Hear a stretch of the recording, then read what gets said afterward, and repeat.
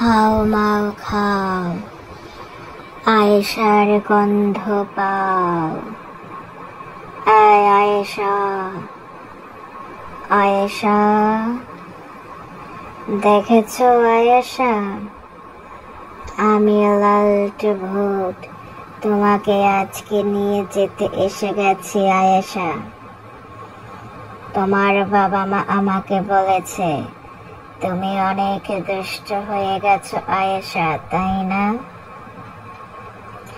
আমি সব খোঁজ খবর পেয়েছি আয়েশা। এত দুষ্টু বাবুকে আমি ধরে নিয়ে আসবো আমার কাছে আয়েশা, কারণ দুষ্টু বাবুদের কেউ পছন্দ করে না, সবাই শুধু ধরে নিয়ে যেতে চায়। তুমি তো পচা বাবু, তাই না আয়েশা? তাই আজকে তোমাকে আমি ধরে নিয়ে যেতে এসেছি আমার কাছে আয়েশা। তুমি রেডি থাকো আয়েশা।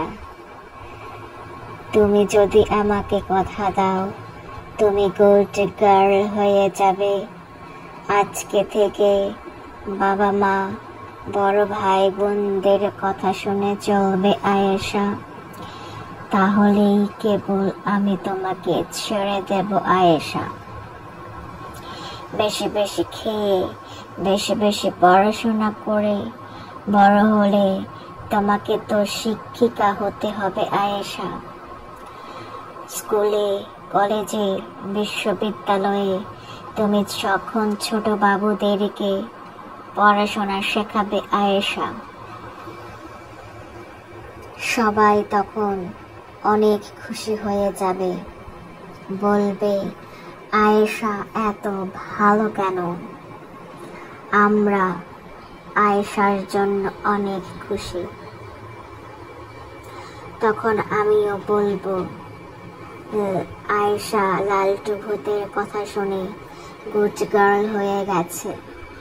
তোমরা সকলে আয়েশাকে ভালোবাসবে, কারণ আয়েশা এখন আমার বন্ধু।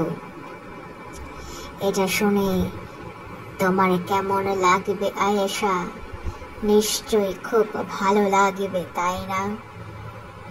আজকে থেকে আর দুষ্টুমি করবে না আয়েশা, মোবাইল ধরবে না, মনে থাকবে আয়েশা?